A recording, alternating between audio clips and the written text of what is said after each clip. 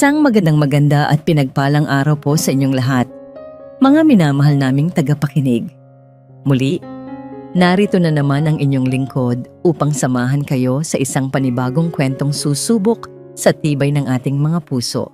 Sabi nila, ang tunay na kulay ng isang tao ay hindi sa ganda ng mukha nakikita, kundi sa ugaling nakatago sa likod ng matatamis ng ngiti. Paano kung ang anghel na pinapangarap mo para sa iyong nag-iisang anak ay isa palang demonyong nag-aabang lang ng tamang pagkakataon upang ipakita ang tunay nitong anyo? Ang samyo ng bagong lutong sinangag at mainit na kaping barako ang unang bumati kay Luningning sa pagbaba niya mula sa kanyang silid.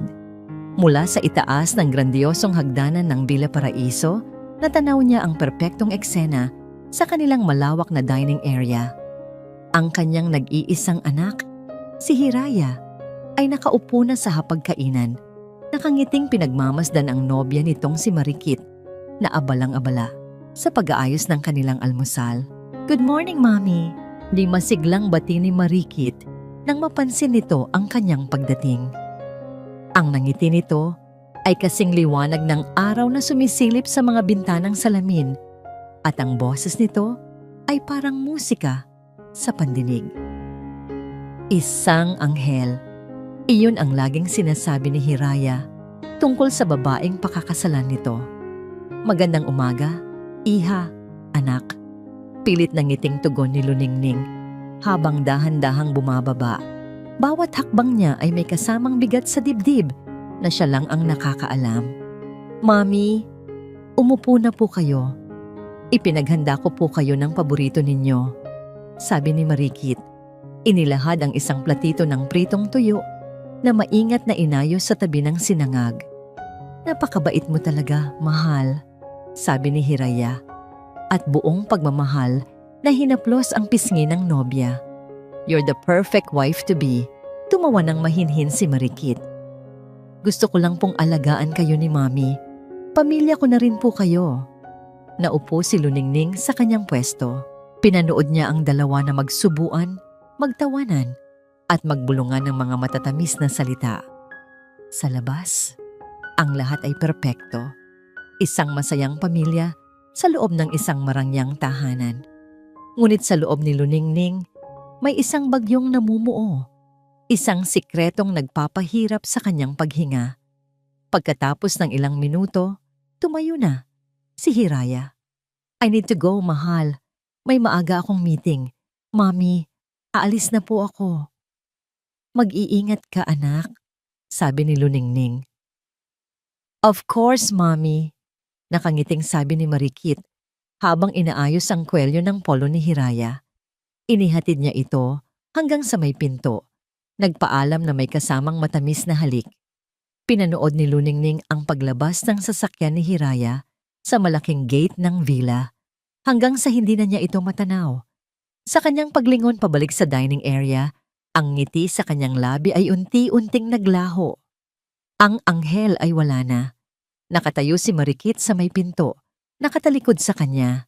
Nang humarap ito, ang maamong mukha na kanina'y puno ng paglalambing ay napalitan ng isang malamig at matalim na ekspresyon. Ang mga matang kanina'y nangungusap ng pagmamahal ay ngayoy puno ng pangmamaliit. Naglakad ito pabalik sa hapagkainan at naupo na parang isang reyna.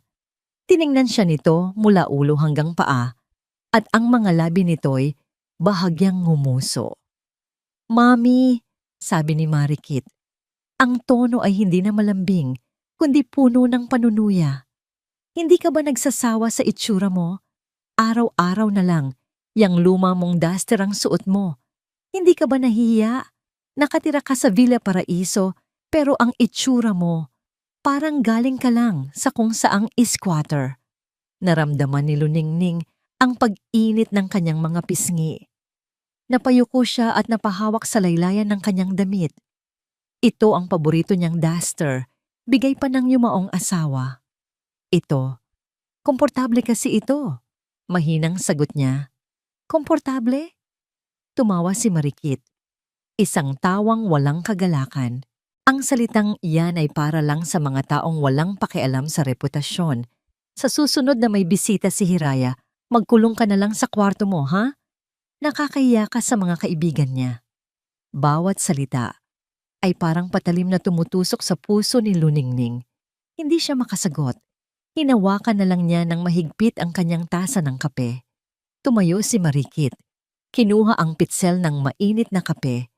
Naglakad ito paikot sa mesa, papunta sa kanyang direksyon na para bang may gagawin. Nang nasa tabi na niya ito, bigla itong nadulas.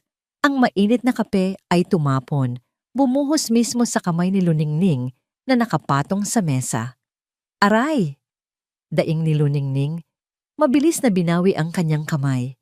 Naramdaman niya ang matinding hapdi habang ang kanyang balat ay namumula. "Oh my God, I'm so sorry, Mommy," sabi ni Marikit. Ngunit ang boses nito ay walang bahid ng pagkataranta o pag-aalala. Malamig, walang emosyon. "Hindi ko sinasadya. Ang lampak ko talaga." Kumuha ito ng tissue at basta na lang ipinatong sa kamay niyang napaso, ni hindi man lang ito tinulungang gamutin. Pinanood lang siya nito habang tinitiis niya ang sakit. Nanginginig na tumayo si Luningning, nangingilid ang luha sa kanyang mga mata. Wala na siyang masabi. Ang sakit sa kanyang kamay ay walang-wala, kumpara sa sakit na nararamdaman niya sa kanyang puso. Nang paalis na siya para magtungo sa kusina, hinawakan ni Marikit ang kanyang braso. Lumapit ito sa kanyang tainga at sa isang boses na halos pabulong ngunit puno ng lason, sinabi nito ang mga salitang nagpabagsak sa kanyang mundo. "Dapat alam mo kung saan ka lulugar sa pamamahay na to, bago pa mahuli ang lahat." Ang ngiti sa mga labi ni Hiraya ay hindi maalis habang maingat niyang ipinaparada ang kanyang sasakyan sa garahe ng Villa Paraiso. Sa passenger seat ay nakapatong ang isang maliit at eleganteng paper bag mula sa isang kilalang jewelry store. Isang sorpresang regalo para sa kanyang pinakamamahal na si Marikit. Pakiramdam niya ay siya na ang pinakamaswerteng lalaki sa buong mundo. Nasa kanya na ang lahat. Isang magandang karera, isang mapagmahal na ina, at isang babaeng para sa kanya ay perpekto sa lahat ng aspeto. Pagpasok niya sa bahay, nadatnan niya ang isang eksenang lalong nagpainit sa kanyang puso. Sa may sala, nakaupo ang kanyang inay Luningning, habang si Marikit naman ay maingat na nilalagyan ng ointment ang kamay nito. Ang mukha ni Marikit ay puno ng sinserong pag-aalala. "Dahan-dahan lang po, Mami. Mahapdi pa po ba?" Malambing na tanong ni Marikit. Marahang hinihipan ang namumulang balat sa kamay ni Luningning. "Ayos na, Iha. Salamat." Halos pabulong na sagot ni Luningning. Ang mga mata ay nakaiwas ng tingin. "I'm home!" Masayang bati ni Hiraya. Agad na napalingon si Marikit at ang mukha nitong nag-aalala ay biglang nagliwanag.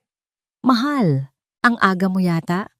Namiss kita agad sabi ni Hiraya sabay abot ng regalo. "Para sa'yo." Napatili ng bahagya si Marikit sa tuwa. "Mahal, hindi mo naman kailangan gawin to." Aniya. Pero ang mga matay nagniningning na sa pananabik. Maingat niyang binuksan ang kahon at tumambad ang isang nagniningning na pulseras na may maliliit na diamante. "It's beautiful." Thank you. Niyakap niya si Hiraya ng mahigpit. "Anything for you." Bulong ni Hiraya. Binalingan niya ang ina. "Inay, anong nangyari sa kamay niyo?" Wala to anak." Mabilis na sagot ni Luningning. "Nako, mahal. Aksidente ko pong natapunan si Mami ng kape kaninang umaga. Ang lampa ko nga po paliwanag ni Marikit. Ang mukha ay nagpapakita ng pagsisisi. "Kaya mula kanina, ako na po ang nag-aalaga sa kanya." Hinawakan ni Hiraya ang balikat ni Marikit. "It was an accident, mahal. Ang importante, inaalagaan mong mabuti si inay. Si Mami, I told you, you have another daughter in Marikit." Isang pilit na ngiti lang ang naisukli ni Luningning. Makalipas ang ilang sandali, Habang si Marikit ay abala sa pagtawag sa mga kaibigan para ibalita ang bago niyang alahas, nilapitan ni Hiraya ang kanyang ina na nag-iisa sa hardin at nagdidilig ng mga halaman. "Inay?" Malambing niyang tawag. "Okay lang po ba talaga kayo? Ang tahimik niyo po yata ngayon." "Pagod lang siguro, anak," sagot ni Luningning, hindi pa rin tumitingin sa kanya. "Inay, alam niyo po ba, habang pauwi ako, iniisip ko kung gaano ako kaswerte." Panimula ni Hiraya. Umupo siya sa isang bench at tinapik ang pwesto sa tabi niya. Sumunod naman si Luningning. "Malapit na kaming ikasal ni Marikit. Plano na namin ang lahat. Isang maliit na pamilya dito sa Villa Paraiso. Gusto niya pong magkaroon tayo ng 2 apo, isang lalaki at isang babae." Habang nagsasalita si Hiraya, ang kanyang mga mata ay puno ng pangarap. Hindi niya napapansin ang bawat salita niya ay parang karayom na tumutusok sa dibdib ng kanyang ina. "Anak." Sa wakas ay nagsalita si Luningning. Ang boses ay nanginginig. "Masaya ka ba talaga sa kanya?" "Inay, sobra-sobra pa sa masaya." Mabilis niyang sagot. "Siya na ang lahat sa akin." Nagkaroon ng ilang segundong katahimikan. Huminga ng malalim si Luningning. Tila nag-iipon ng lakas ng loob. Ang gusto ko lang sabihin, anak, ay mag-ingat ka palagi. Minsan, ang mga bagay ay hindi tulad ng inaakala natin. Hindi lahat ng kumikinang ay ginto." Napakunot ang noo ni Hiraya. Tiningnan niya ang kanyang ina.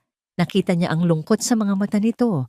Ngunit ang naisip niya ay baka nalulungkot lang ito sa ideyang may kahati na sa atensyon niya. "Inay, I know you're just worried." Mahinahon niyang sabi, hinawakan ng kamay ng ina. "Natural lang po yan sa isang ina. Pero maniwala po kayo sa akin. Si Marikit iba siya. Mabuti siyang tao. Mahal na mahal niya ako. At mahal na mahal niya rin po kayo." Di mula sa di kalayuan, sa may bintana ng kusina, tahimik na nagmamasid si Aling Diwa. Kitang-kita niya ang pag-uusap ng mag-ina. Nakikita niya ang pagpipigil ng luha ni Luningning at ang pagkawalang alam sa mukha ni Hiraya. Napabuntong hininga na lang siya, puno ng pag-aalala. Tumayo si Hiraya, handa nang pumasok sa loob para sundan si Marikit. Bago siya umalis, muli niyang hinarap ang ina na nanatiling nakaupo. Ngumiti siya ng buong puso. Isang ngiting puno ng pagmamahal at pag-asa. Hindi alam na ang mga susunod niyang salita ang siyang tuluyang dudurog sa puso ni Luningning. "Inay, sana po makita ninyo si Marikit tulad ng pagkakakita ko sa kanya. Siya na po ang buhay ko." Pagkasabi noon, tumalikod na siya at masayang naglakad pabalik sa loob ng bahay. Naiwan si Luningning sa hardin, mag-isa. Sa pagpatak ng una niyang luha, kasabay nito ang pagbagsak ng lahat ng pag-asa na mayroon siya. Lumipas ang mga araw sa Villa Paraiso na may dalang kakaibang bigat. Para kay Hiraya, ang lahat ay nasa ayos. Ang bawat umaga ay puno ng matatamis na ngiti, ng ngiti ni Marikit. At ang bawat gabi ay puno ng mga pangarap para sa kanilang kinabukasan. Ngunit para kay Luningning, ang bawat araw ay isang pagtitiis. Ang mansyon na dati niyang tinuring na paraiso ay naging isang ginintuang hawla. At siya'y isang bilanggo sa sarili niyang pamamahay. Isang hapon, habang nagbabasa siya ng libro sa sala, narinig niyang bumukas ang pinto ng front door. Pumasok si Marikit. Dala ang ilang shopping bags, ngunit wala ang karaniwang sigla sa mukha nito. May bakas ng inis at pag-aalala. Ilang sandali pa, tumunog ang telepono ni Marikit. Lumayo ito ng bahagya, ngunit sapat lang para marinig ni Luningning ang pagbabago sa tono ng boses nito. "Hello?" sagot ni Marikit. Ang boses ay formal. "Oo, ako to." "Ano? Hindi ba't sinabi ko nang maghintay kayo?"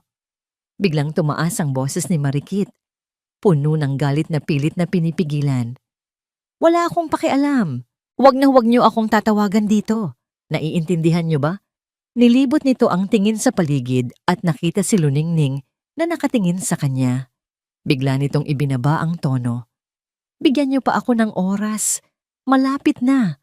Huwag kayong gagawa ng kahit ano. Pagkasabi noon, galit nitong pinatay ang tawag. Ang katahimikan na sumunod ay nakakabingi. Huminga ng malalim si Marikit. Pilit na pinapakalma ang sarili. Naglakad ito papunta sa isang sulok ng sala kung saan nakalagay ang isang lumang kabinet. Binuksan niya ito ng padabog. Ano ba tong mga to? Tanong ni Marikit sa sarili.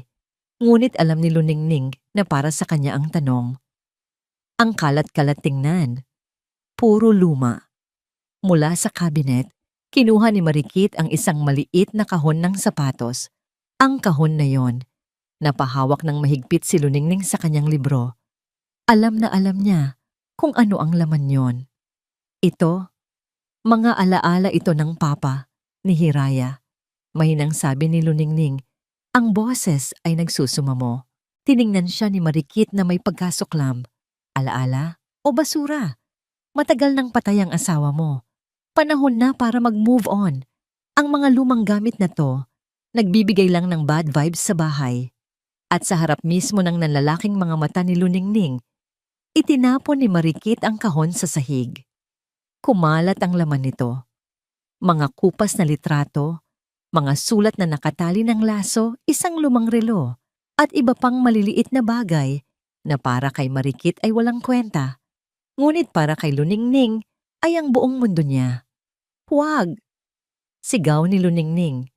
Isang sigaw na nagmula sa kaibuturan ng kanyang kaluluwa. Ngunit huli na ang lahat. Hindi pa nasiyahan. Tinapakan pa ni Marikit ang ilan sa mga litrato bago ito tumalikod at naglakad paakyat sa hagdanan na para bang walang nangyari. Linisin mo yang kalat na yan. Utos nito bago tuluyang maglaho sa kanyang silid. Naiwan si Luningning na nakaluhod sa sahig, nanginginig. Isa-isa niyang pinulot ang mga piraso ng kanyang nakaraan. Ang isang litrato kung saan sila'y masayang, magkayakap ng kanyang asawa, ay may bakas na ng tapak ng sapatos ni Marikit. Doon bumuhos ang mga luhang kanina pa niya pinipigilan.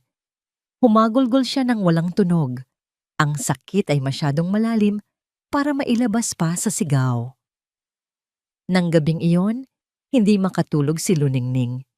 Ang mga salita ni Hiraya, siya na po ang buhay ko, ay paulit-ulit na umalingaw-ngaw sa kanyang isipan, kasabay ng imahe ng pagyurak ni Marikit sa kanyang mga alaala.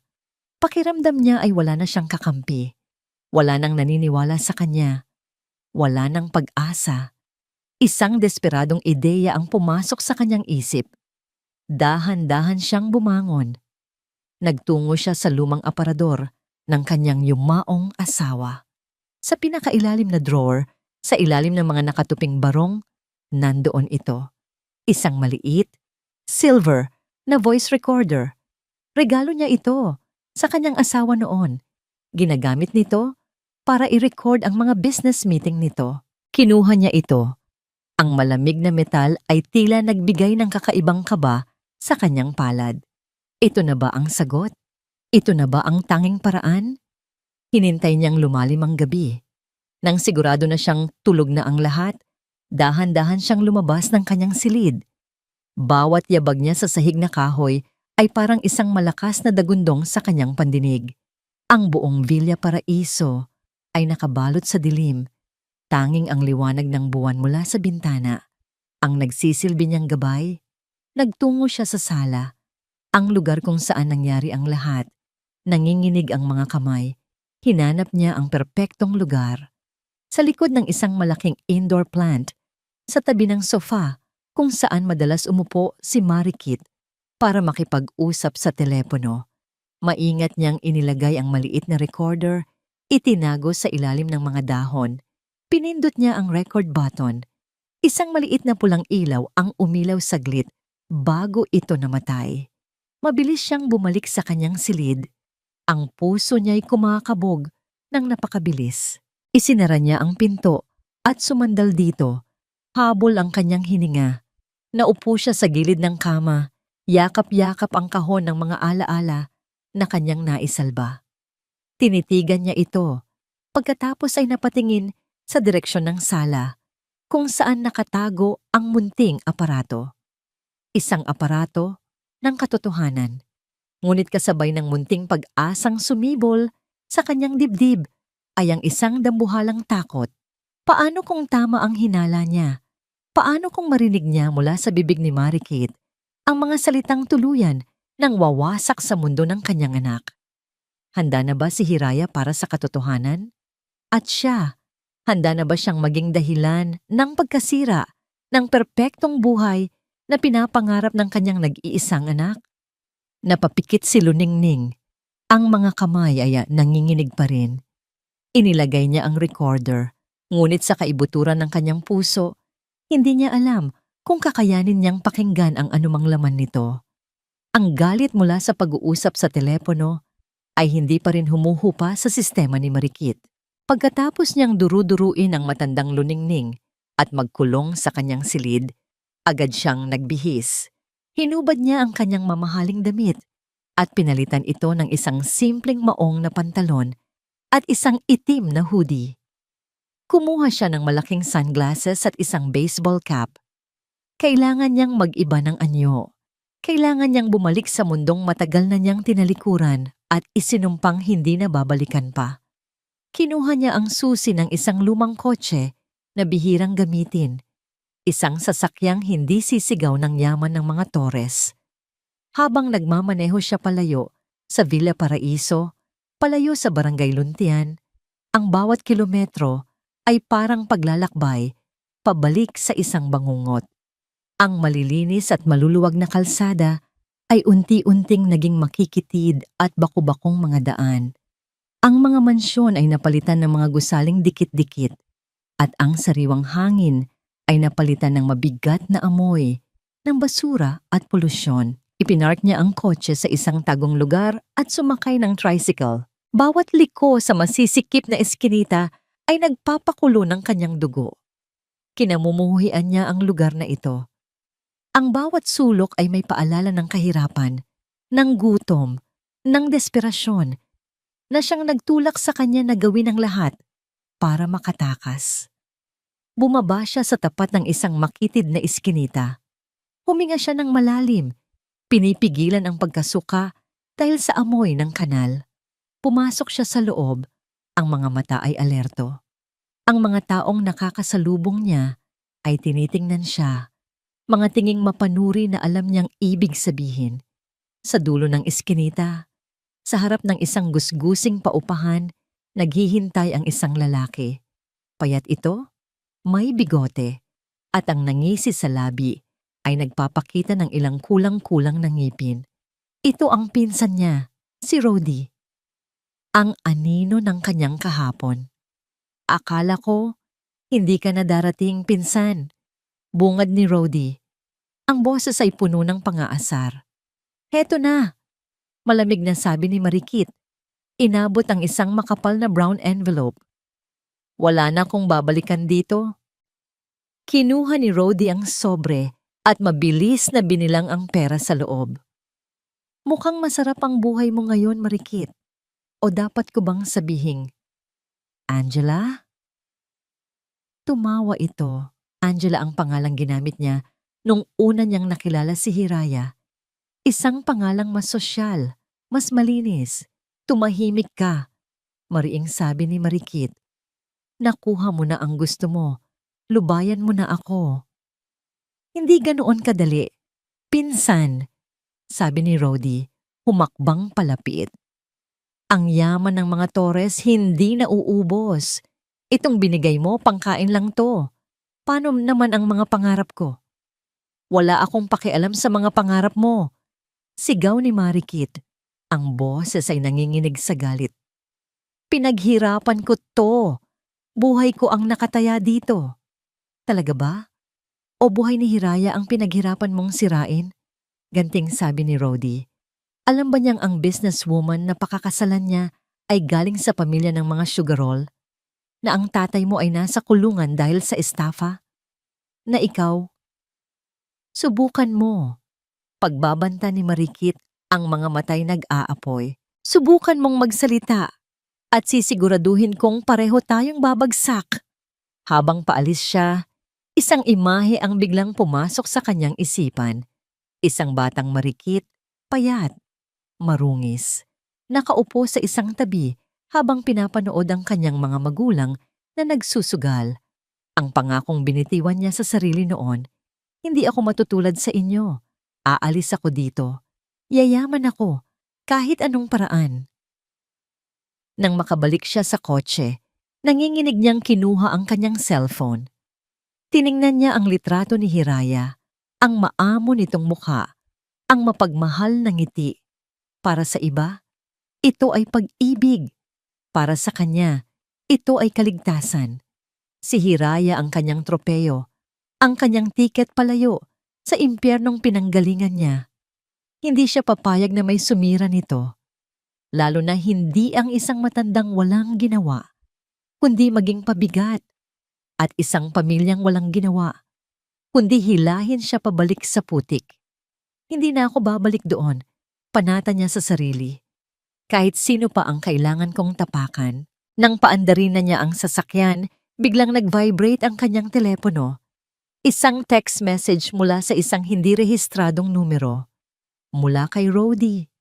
Ang laman ng mensahe ay nagpatigil sa pagtibok ng kanyang puso at nagpadala ng yelo sa kanyang mga ugat. Kulang to, pinsan. Kung hindi ka magbabayad sa susunod, baka mabisita ko ang mapapangasawa mo sa Villa Paraiso. Ang katahimikan sa Villa Paraiso ay parang isang manipis na salamin. Anumang oras ay maaring mabasag.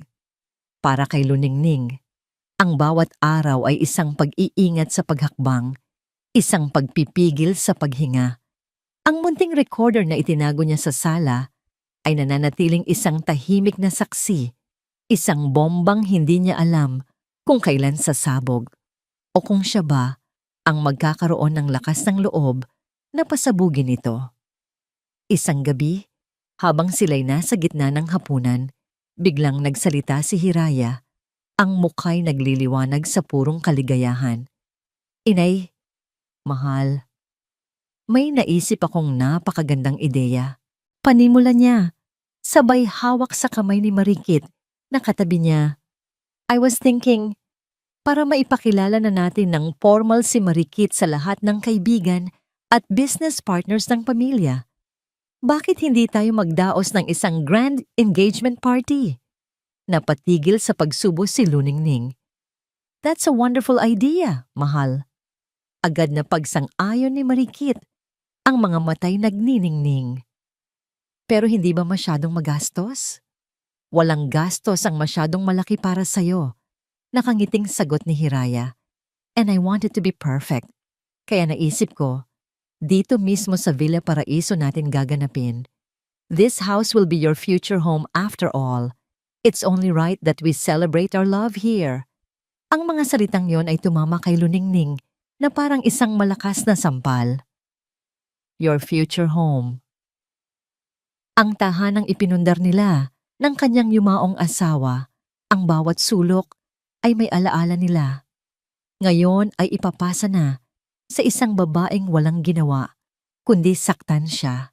Pakiramdam niya ay unti-unti siyang binubura sa sarili niyang pamamahay. Sa mga sumunod na araw, ang Villa Paraiso ay naging abala. Mga caterer, event stylist, at coordinator ang pabalik-balik. Si Hiraya at Marikit ang sentro ng lahat, masayang nagpaplano, tumatawa, pumipili ng mga disenyo, habang si Luningning ay isang anino na lang sa isang tabi. Pinapanood ang lahat. Isang hapon, habang abala ang dalawa sa pakikipag-usap sa isang sikat na designer, lumingon si Marikit kay Luningning na tahimik na nakaupo sa isang silya. Mommy, tawag nito sa isang boses na ubod ng tamis, sapat na para marinig ng lahat. Para po may magawa kayo at hindi kayo mainip, pwede po bang pakitingnan yung mga lumang kubyertos na silver sa cabinet? Baka kakailangan pong pakintabin para sa party. You know, para maging presentable. Ang simpleng utos ay nakabalot sa isang anyo ng pag-aalala. Ngunit para kay Luningning, ang tunay na mensahe ay malinaw. Isa ka na lang utusan dito. Oo naman, iha. Pilit niyang sagot. Tumayo at naglakad papunta sa kusina na may malaking bato sa kanyang dibdib. Doon, naabutan siya ni Aling Diwa. Nakita ng matandang kasambahay ang lahat. Ang pagbabalewala ni Hiraya, ang tusong pag-uutos ni Marikit, at ang hindi maipintang lungkot sa mga mata ng kanyang amo.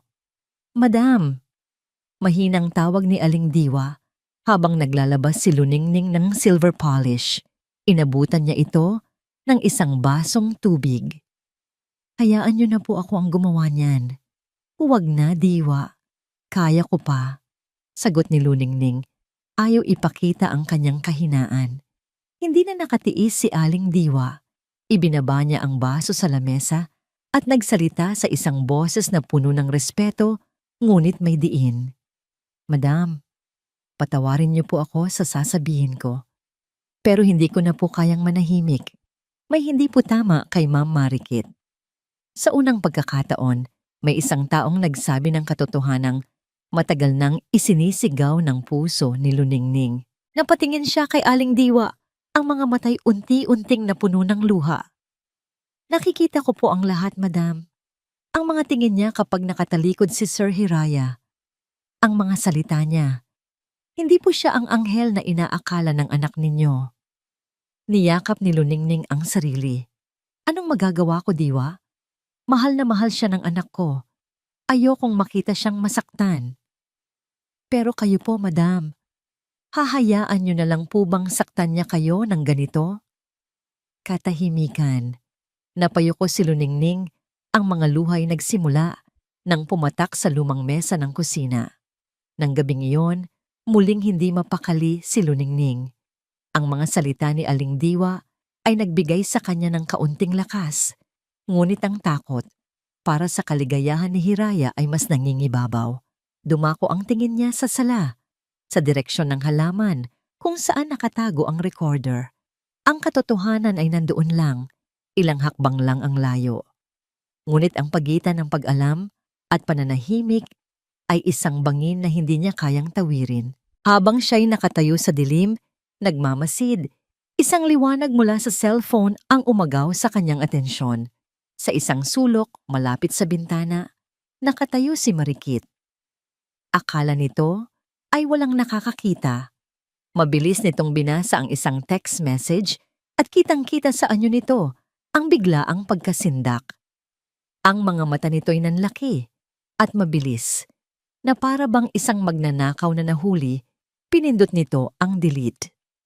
Ngunit bago nito maitago ang telepono, nagtama ang kanilang mga mata ni Aling Diwa na nagkataong napadaan sa pasilyo. Isang segundo lang yon, ngunit sapat na. Nakita ni Aling Diwa ang takot sa mga mata ni Marikit at nakita ni Marikit na may nakasaksi sa kanyang lihim. Agad na nagbago ang ekspresyon ni Marikit.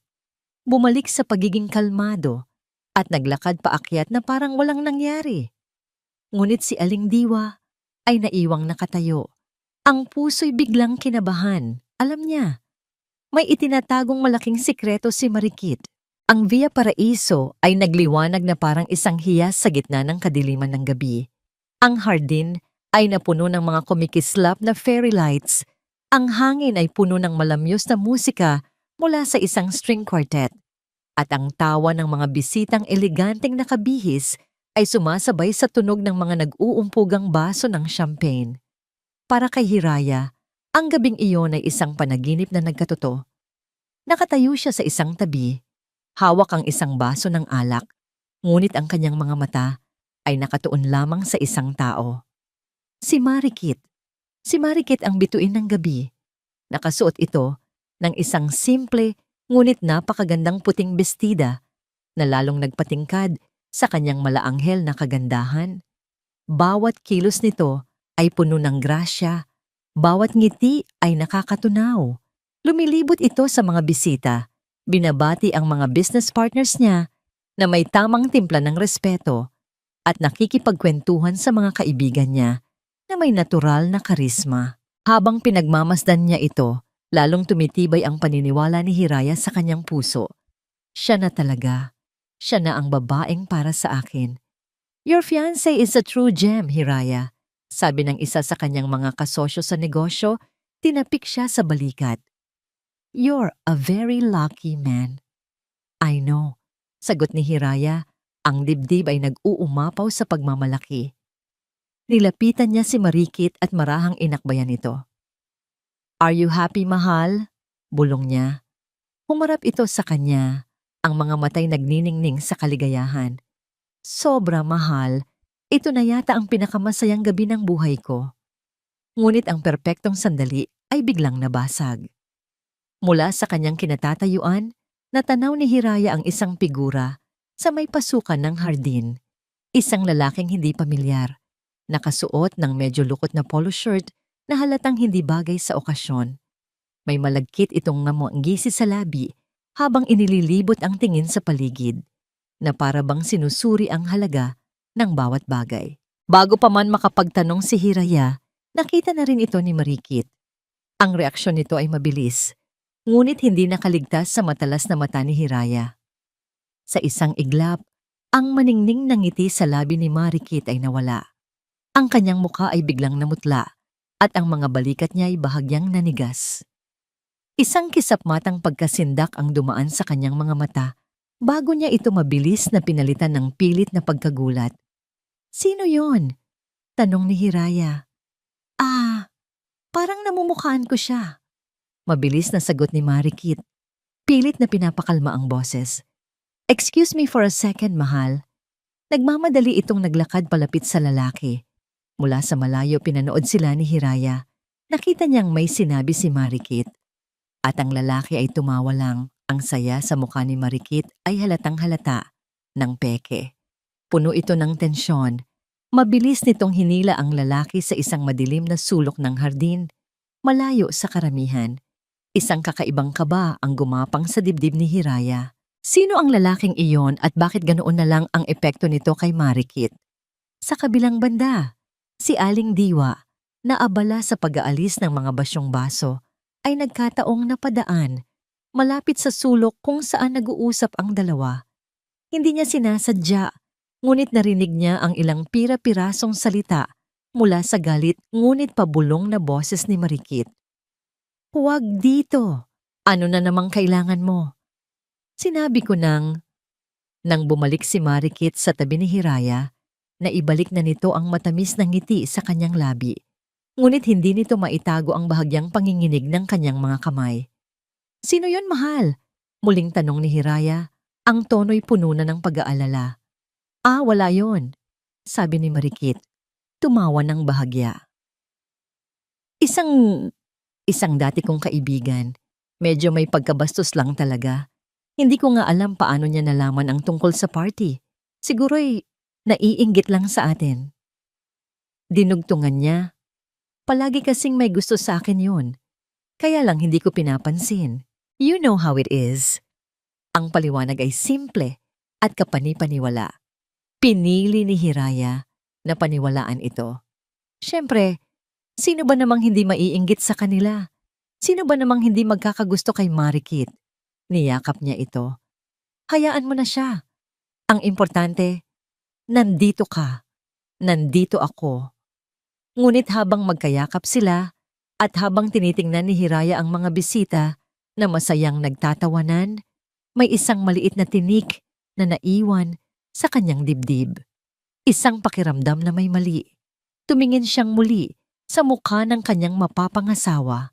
Nakangiti ito, ngunit ang nangiti ay hindi na umabot sa mga mata nito. At sa isang saglit, sa ilalim ng libu-libong ilaw ng kanilang pag-ibig, nakita ni Hiraya ang isang bagay na hindi pa niya nakita dati sa mga mata ni Marikit. Isang tinging estranghero. Isang tinging puno ng takot. Nang makaalis na ang huling bisita at ang Villa Paraiso ay muling binalot ng katahimikan, isang katahimikang mas mabigat at mas nakakabingi kaysa sa ingay kanina. Para kay Luningning, ang bawat ngiti na ipinakita niya sa mga bisita ay isang piraso ng kanyang kaluluwa na ipinamigay niya. Naupo siya sa isang silya sa kanyang silid, hinubad ang kanyang formal na sapatos, at ipinikit ang kanyang mga mata. Pagod na pagod, hindi dahil sa pag-aasikaso, kundi dahil sa pag-arte. Ang imahe ng pagkasindak sa mukha ni Marikit nang makita nito ang hindi inaasahang bisita ay malinaw na nakatatak sa kanyang isipan. Nakita niya iyon at alam niyang nakita rin yon ni Hiraya. Ngunit nakita rin niya kung gaano kabilis naniwala ang kanyang anak sa mga kasinungalingan ni Marikit. Isang maliit na pag-asa ang sumibol sa kanyang dibdib, ngunit agad din itong namatay. Bigla, bumukas ng malakas ang pinto ng kanyang silid. Hindi man lang ito kumatok. Pumasok si Marikit na parang isang buhawi. Isinara ang pinto ng may kalabog. Ang malaanghel ng ngiti ay tuluyan ng nabura. Ang natira ay isang mukha na pinaghalong galit, takot, at purong pagkamuhi. Anong ibig sabihin ng mga tingin mo kanina? Bungad ni Marikit. Ang boses ay mababa, ngunit puno ng bagsik. Anong tingin? Naguguluhang tanong ni Luningning. Huwag ka nang magmaang-maangan, matanda, sigaw ni Marikit. Tuluyan ng inalilis ang kanyang maskara. Nakita kitang nakatingin sa akin nung kausap ko yung bisita ko. Tinitingnan mo ko na para bang may ginagawa akong masama. Gusto mo kong siraan kay Hiraya, no? Gusto mong magmukha akong masama sa harap ng lahat. Hindi. Hindi totoo yan. Nanginginig na sagot ni Luningning. Hindi totoo? Humakbang palapit si Marikit. Ang bawat hakbang ay may kasamang pagbabanta. Alam mo, sawang-sawa na ako sa'yo. Sawang-sawa na ako sa pagpapanggap na iginagalang kita. Isa ka lang pabigat sa bahay na to. Isang matandang walang ibang ginawa, kundi maging anino at maghintay ng kamatayan. Bawat salita ay latigo. Bawat salita ay lason. Hindi na makapagsalita si Luningning. Ang tanging nagawa niya ay mapayuko at saluhin ang lahat ng masasakit na salita. Sa labas ng silid, si Aling Diwa ay nagliligpit ng mga huling pinag-inuman sa pasilyo. Narinig niya ang sigaw ni Marikit. Biglang nanindig ang kanyang mga balahibo. Dahan-dahan siyang lumapit sa nakasarang pinto. Ang puso'y kumakabog. Sa loob, lalong naging malupit si Marikit. Kumuha ito ng isang baso ng tubig sa side table. Alam mo kung ano ka. Isa kang mantsa. Isang dumi na kailangang linisin sa magandang buhay na bubuuin namin ni Hiraya.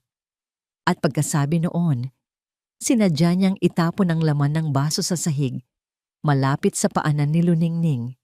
Ngayon, utos niya sa isang boses na malamig pa sa yelo, linisin mo yan.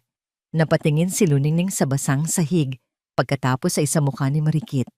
Doon, sa harap ng demonyong kaharap niya, gumuho ang lahat ng natitira niyang lakas. Sa labas, hindi na nakatiis si Aling Diwa. Ang narinig niya ay sapat na. Higit pa sa sapat. Nanginginig ang mga kamay.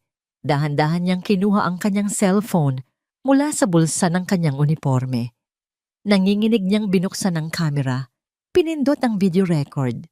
Maingat niyang itinapat ang lens sa maliit na siwang sa ilalim ng pinto. Ang anggulo ay hindi perpekto, ngunit sapat na para makita ang paanan ni Luningning at ang matigas na pagkakatayo ni Marikit. At ang boses. Ang boses ay malinaw na malinaw.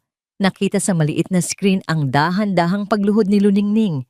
Nanginginig na kinuha ang isang panyo mula sa kanyang bulsa para punasan ang natapong tubig.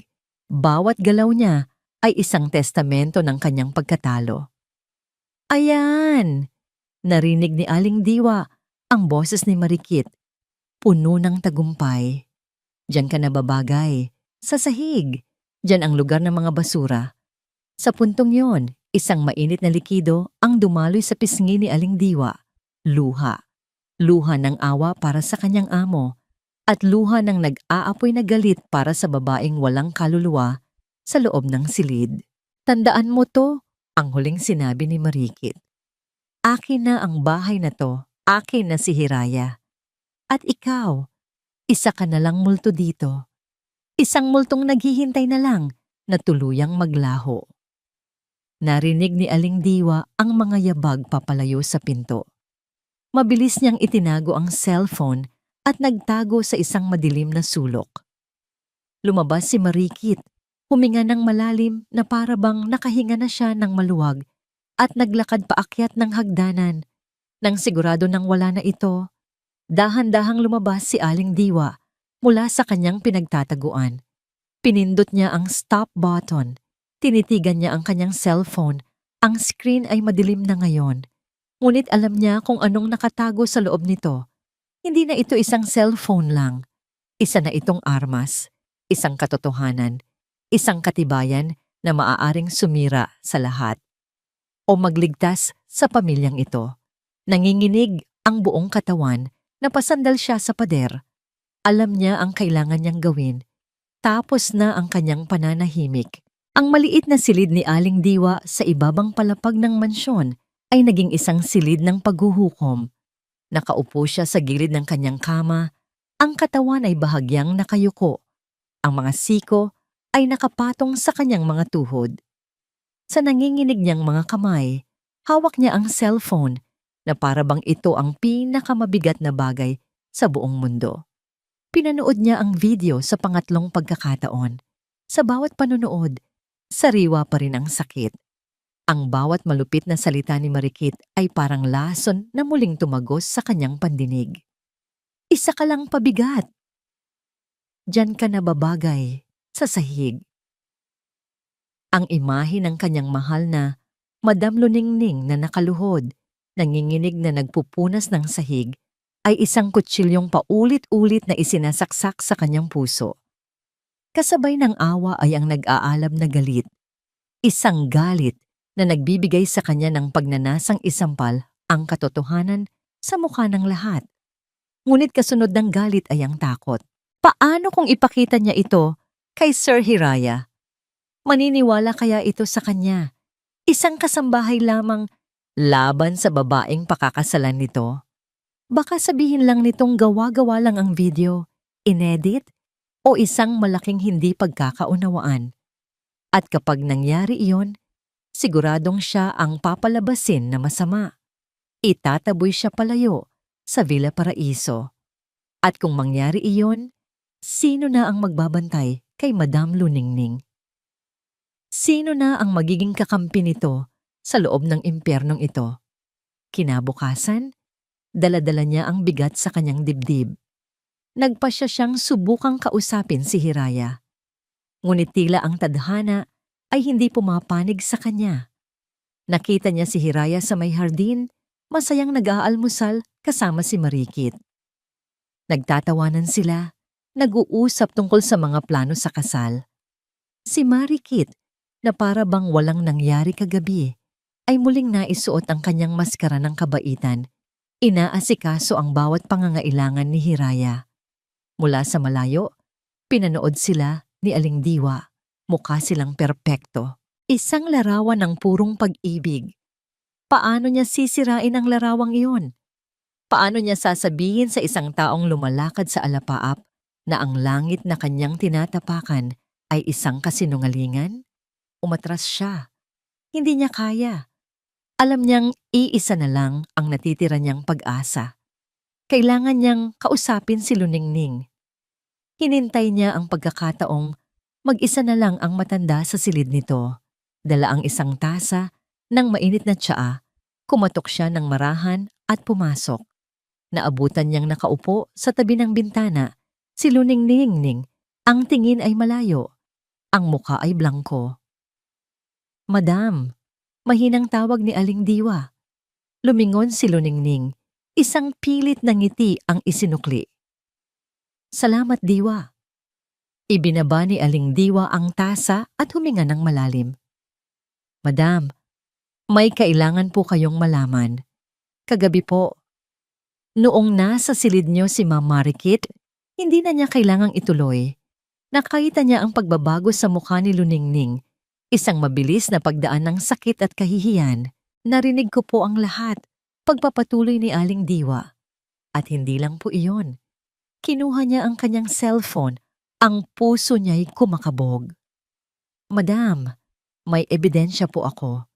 Iniharap niya ang cellphone kay Luningning. Nag-atubili ang matanda, ngunit sa huli ay tiningnan din.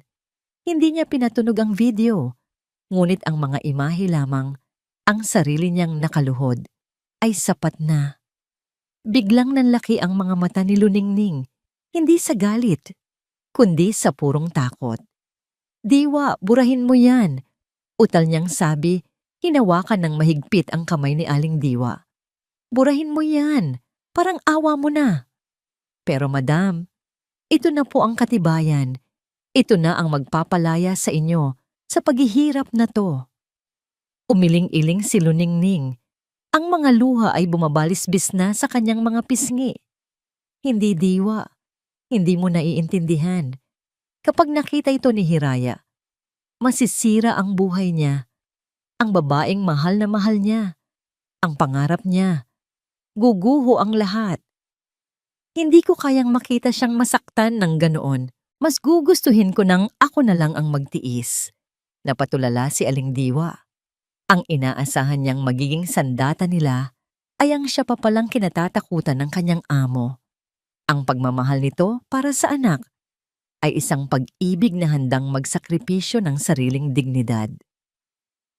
Kaya nakikiusap ako sa iyo, Diwa. Pagpapatuloy ni Luningning, ang boses ay basag na. Itago mo yan. Huwag mong ipapakita kahit kanino. Ipagpatuloy na lang natin kung anong meron tayo.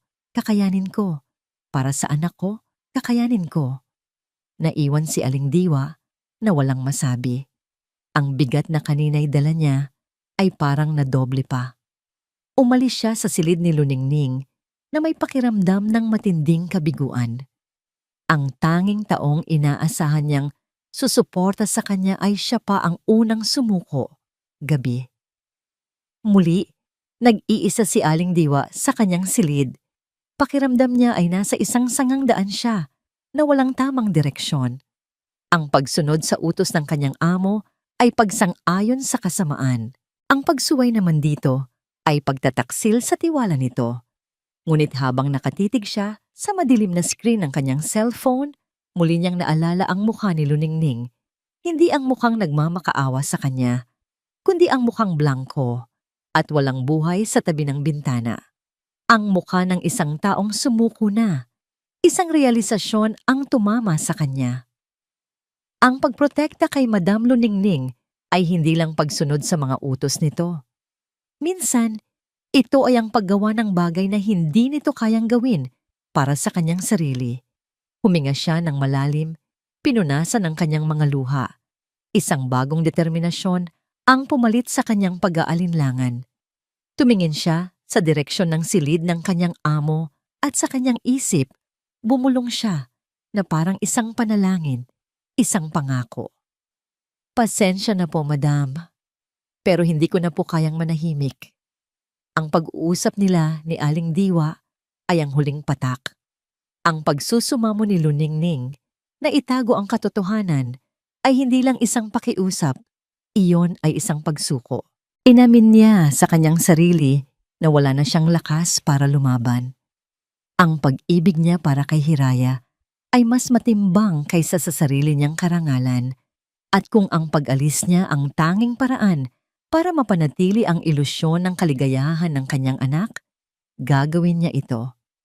Kinagabihan, nang ang buong Villa Paraiso ay nahihimbing na, gumawa siya ng isang desisyong dudurog sa sarili niyang puso, ngunit sa kanyang isip ay bubuo sa pangarap ng kanyang anak. Aalis siya. Dahan-dahan siyang bumangon mula sa kama. Hindi na niya binuksan ang ilaw. Sa liwanag ng buwan na tumatagos sa bintana, sinimulan niyang ligpitin ang kanyang mga gamit. Hindi niya kinuha ang mga mamahaling damit o alahas. Isang maliit na maleta lang ang kanyang inihanda. Ang tanging mahalagang bagay na maingat niyang inilagay sa loob ay ang kahon ng mga alaala ng kanyang yumaong asawa, ang mga kupas na litrato, ang mga lumang sulat, ang relong, matagal nang tumigil sa pag-andar. Ito lang ang yaman na gusto niyang dalhin. Pagkatapos, naupo siya sa harap ng kanyang maliit na sulatan. Kumuha siya ng isang piraso ng stationery at panulat. Anong isusulat niya? Paano niya ipapaliwanag ang isang bagay na hindi niya kayang sabihin? Sa huli, sinimulan niyang isulat ang pinakasimpleng mga salita na kanyang naisip. Bawat letra ay basa sa kanyang mga luhang walang tigil sa pagpatak. Hiraya, anak ko, kung binabasa mo ito, ako'y nakaalis na. Huwag kang mag-alala para sa akin. Uuwi muna ako sa probinsya. Matagal na rin mula noong huli akong nakadalaw. Namimiss ko na ang sariwang hangin at ang payak na buhay doon. Kailangan ko lang sigurong magpahinga. Maging masaya ka, anak. Alagaan mo si Marikit. Iyon lang ang tanging hiling ng iyong inay. Nagmamahal, inay, walang paninisi, walang hinanakit. Isang liham ng isang inang handang maging anino para lang sa liwanag ng kanyang anak. Maingat niyang tiniklop ang sulat at ipinatong sa ibabaw ng kanyang unan. Bago siya tuluyang umalis sa silid, may isang bagay siyang naalala. Ang munting recorder. Naglakad siya palabas. Ang bawat hakbang ay mabigat. Tinungo niya ang sala, ang lugar na naging saksi sa kanyang mga luha. Kinapa niya sa likod ng halaman at nakuha ang malamig na aparato. Hawak ito sa kanyang palad. Naglakad siya papunta sa basurahan. Itatapon na niya sana ito. Itatapon na niya sana ang katotohanang nagpahirap sa kanya. Ngunit natigilan siya. Tinitigan niya ang recorder. Hindi ito isang sandata. Para sa kanya, isa itong paalala. Isang paalala ng kanyang kahinaan, ng kanyang pagkatalo, ng kanyang katahimikan. Sa isang hindi maipaliwanag na dahilan, hindi niya ito kayang itapon. Marahan niya itong ibinulsa sa loob ng kanyang bag. Ang bigat nito sa kanyang bulsa ay parang bigat ng katotohanang habang buhay na niyang dadalhin. Dala ang kanyang maliit na maleta. At ang bigat sa kanyang dibdib.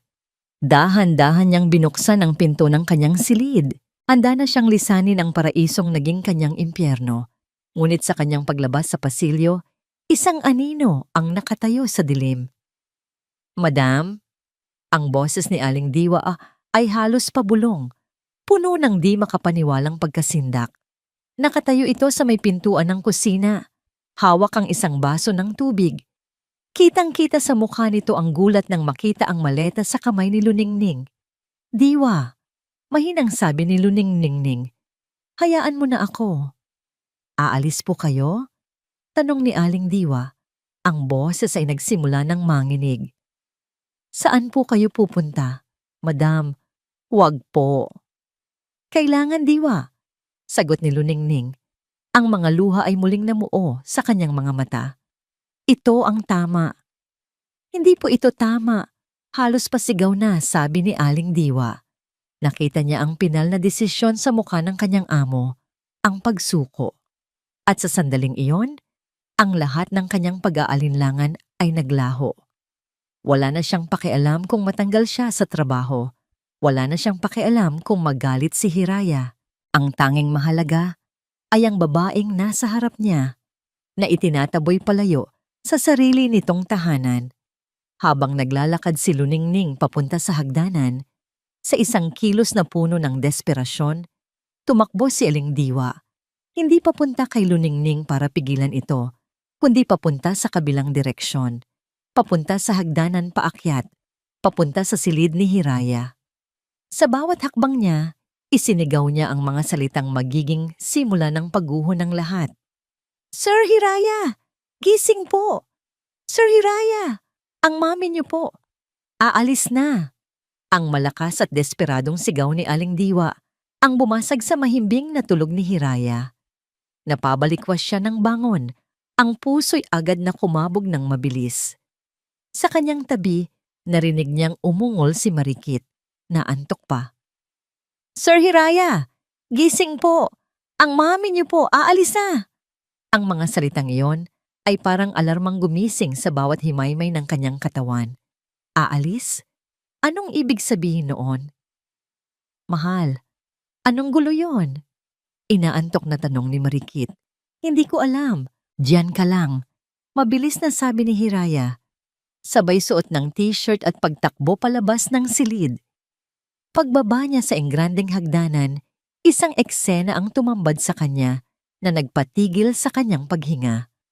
Sa may front door, nakatayo ang kanyang inay luluningning. Hawak ang isang maliit na maleta. Ang mukha nito ay basang-basa sa luha. Sa tabi nito ay si Aling Diwa. Humahagulgol na para bang katapusan na ng mundo. Inay, anong nangyayari dito? Naguguluhang tanong ni Hiraya. Ang boses ay naghahanap ng paliwanag. Saan po kayo pupunta? Gabi na. Anak? Sabi ni Luningning, pilit nang ngumingiti sa kabila ng mga luha. Babalik na ako sa probinsya. Huwag mo na akong alalahanin. Sa probinsya, bakit biglaan naman po yata? Lalong naguluhan si Hiraya. Lumapit siya.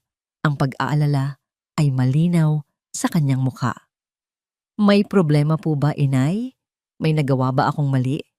May sinabi ba si Marikit? Wala. Mabilis na putol ni Luningning. Walang kasalanan si Marikit. Desisyon ko to, anak. Gusto ko nang umuwi. Ngunit ang paliwanag ay hindi tumutugma sa sakit na nakikita niya sa mga mata ng ina. Tumingin siya kay Aling Diwa na iyak pa rin ng iyak. Diwa, anong totoong nangyayari? Umiling lang si Aling Diwa, hindi makapagsalita. Inay, hindi po ako papayag, mariing sabi ni Hiraya. Hindi po kayo aalis, dito ang bahay niyo. Hiraya, parang awa mo na. Ang pagmamakaawa sa boses ng kanyang ina ang lalong nagpagulo sa isip ni Hiraya. May mali, may malaking mali. At habang ang kaguluhan ay nagaganap, si Aling Diwa na nakasandal sa pader na puno ng desperasyon ay gumawa ng isang desisyon. Tapos na ang pag-aalinlangan.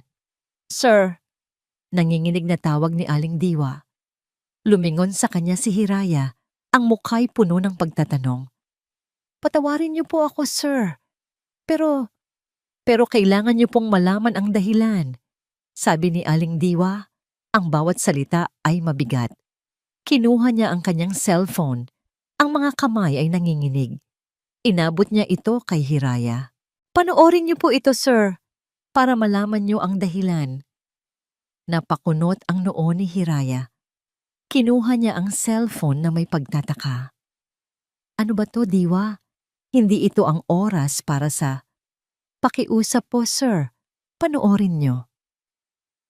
Sa gitna ng nakabibinging katahimikan, pinindot ni Hiraya ang play.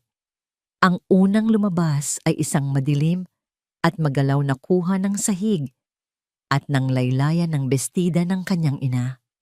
Ngunit ang sumunod na narinig niya ang nagpatigil sa pagtibok ng kanyang puso. Isang boses.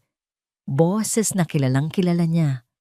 Ang boses na bumubulong sa kanya ng pagmamahal gabi-gabi. Ang boses ng kanyang anghel. Ngunit ngayon, ang boses na yon ay iba. Malamig. Matigas. Puno ng lason. Huwag ka nang magmaang-maangan.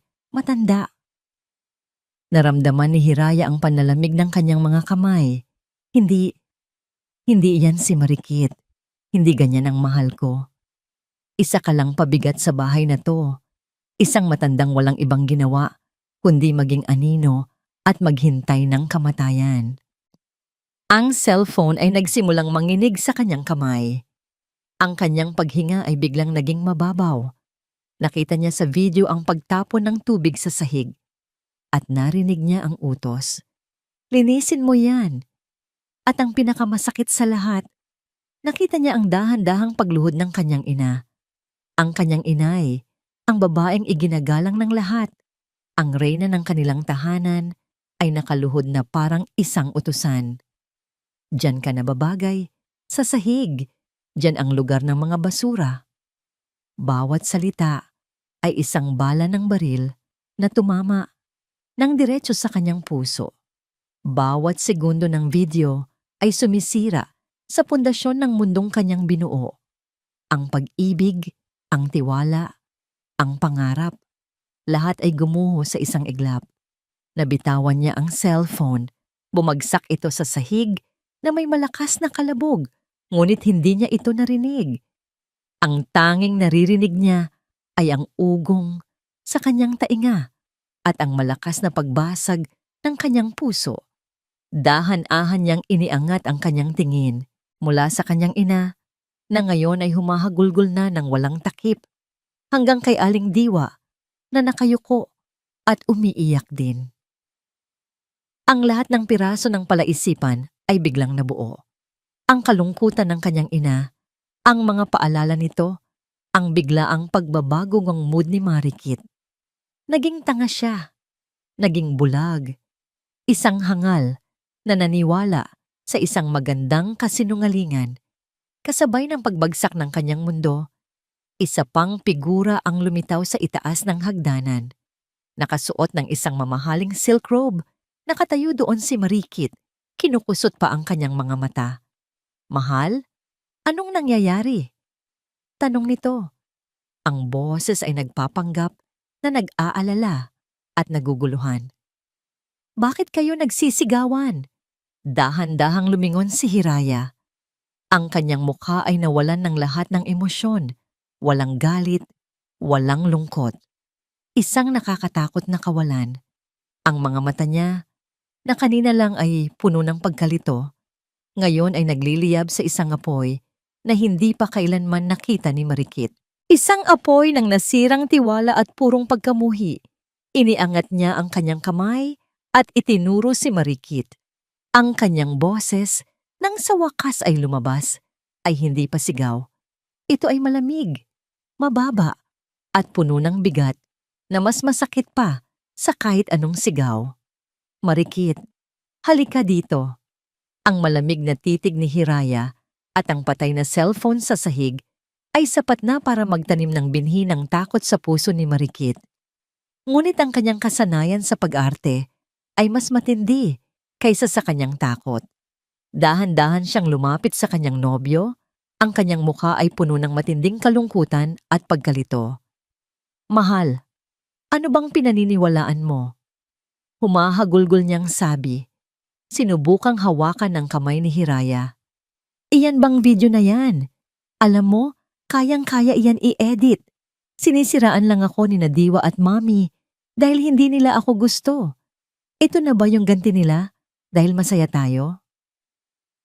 Ang kanyang pagtatanggol ay napakahusay at napaka-emosyonal. Kitang-kita ni Luningning ang bahagyang pag-aalinlangan sa mga mata ni Hiraya. Ang kanyang anak ay desperadong kumakapit sa paboritong kasinungalingan, ang ideya na ang pag-ibig niya ay hindi isang malaking pagkakamali.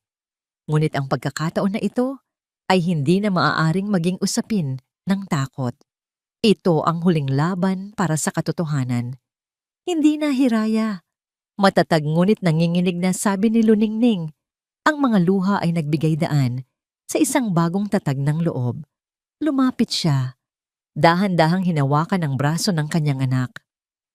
Maniwala ka sa akin. May isa pa. Nagtaka si Hiraya.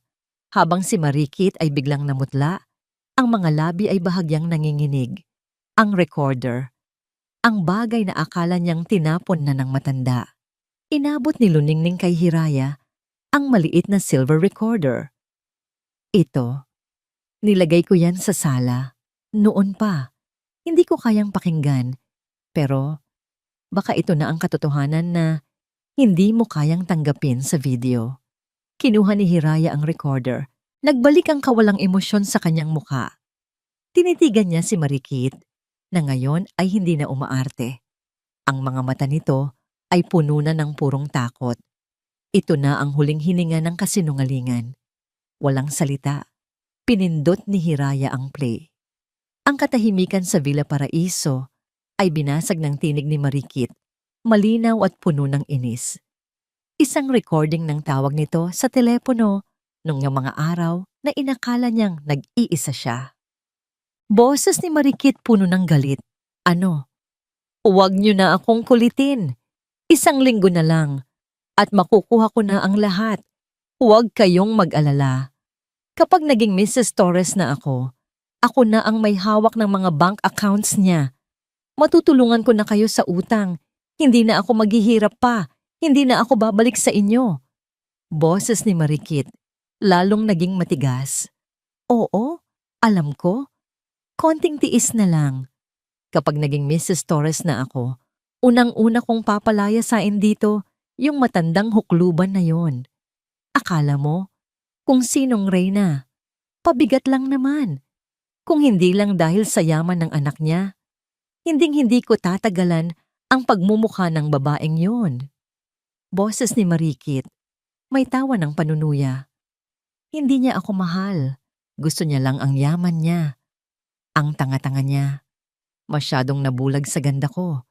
Ang pangarap niya ay pera ko. Hindi siya. Wala akong pakialam sa kanya. Kaya ko siyang paikutin sa palad ko hanggang sa mamatay siya. Click! Pinatay ni Hiraya ang recorder. Ang tunog ng pag-iisip ni Hiraya ay hindi na maririnig. Lahat ay naglaho.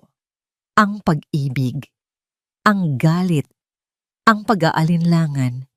Ang naiwan ay ang malalim, mapait na sakit ng isang taong nalinlang ng husto. Si Marikit, nakita niyang wala na siyang kawala. Ang kanyang mga balikat ay bumagsak. Ang kanyang galit ay pumalit sa kanyang takot. Ang kanyang mga mata ay nag-aapoy sa puot. Oo, sigaw niya. Ang boses ay nanginginig sa galit at pighati.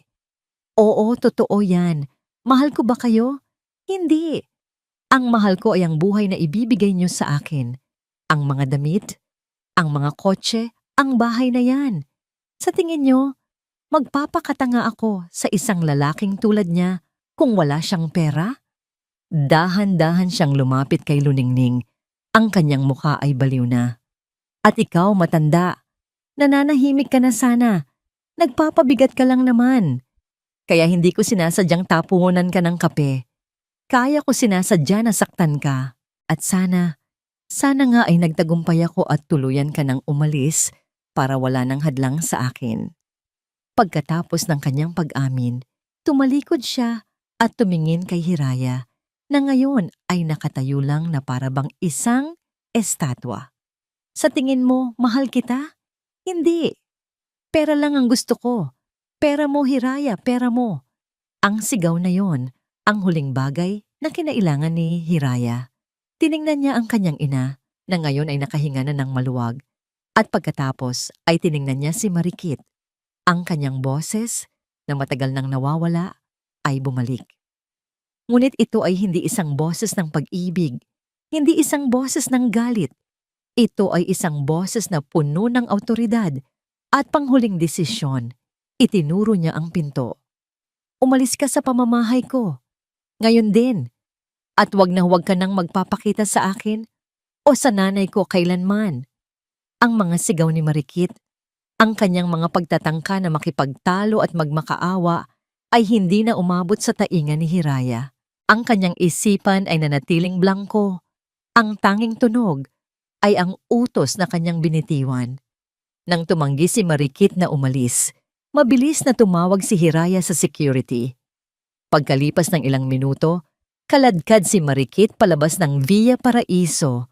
Ang kanyang dating magandang mukha ay punong-puno ng pagkasira at kahihiyan. Nang marinig ang pagsara ng gate at ang katahimikan ay muling bumalik, doon lang nagsimulang gumalaw si Hiraya. Ang kanyang katawan, na kanina lang ay matigas na parang bato, ay unti-unting nanghina. Lumingon siya sa kanyang ina. Nakatayo si Luningning. Ang mga kamay ay nakatakip sa kanyang bibig.